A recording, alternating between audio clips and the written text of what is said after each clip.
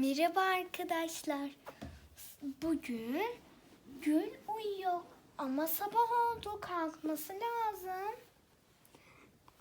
Gül kalk hadi. Ayaklarını gıdıklayalım mı?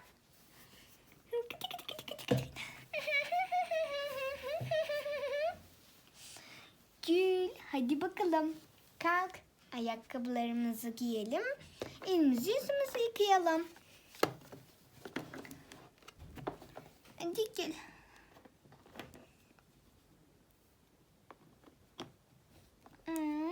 Giy böyle Gülcüm.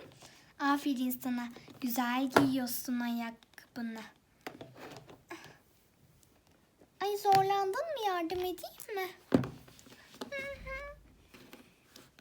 Tamam hadi. Hemen yardım edeyim gel. Oh, tamam. Giydik Gül ayakkabılarımızı. Şimdi gidelim.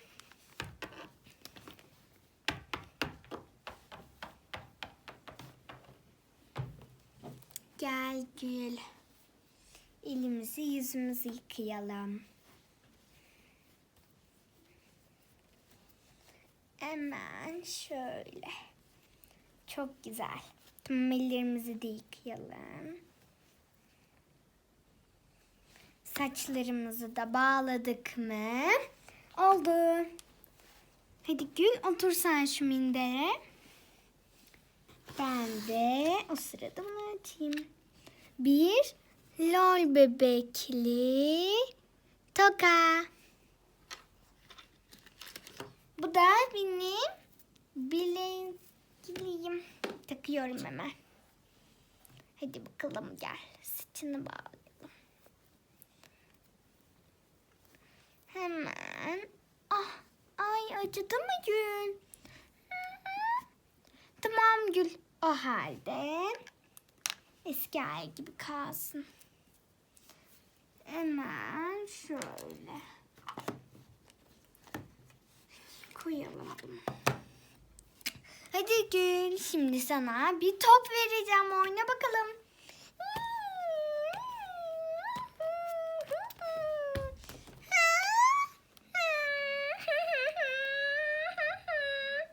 Gül ne oldu? Aa, topun mu düştü? İşte burada.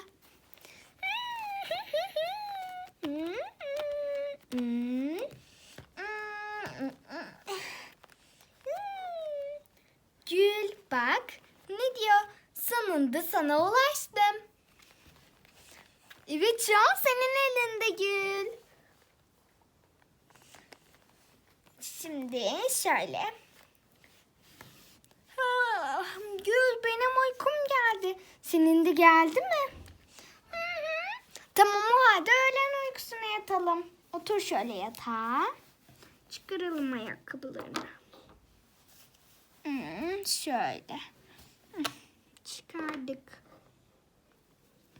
Hadi Gül yat bakalım. Hadi Gül dandini söyleyeyim mi?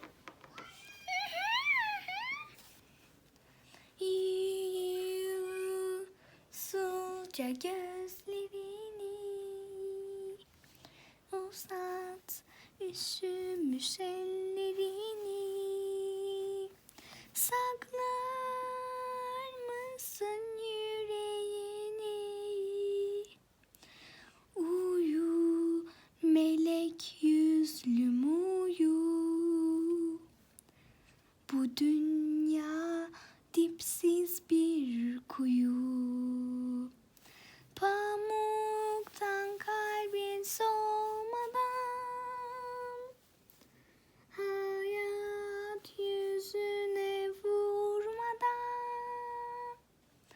uyu melek yüzlüm uyu, bu dünya dipsiz bir kuyu.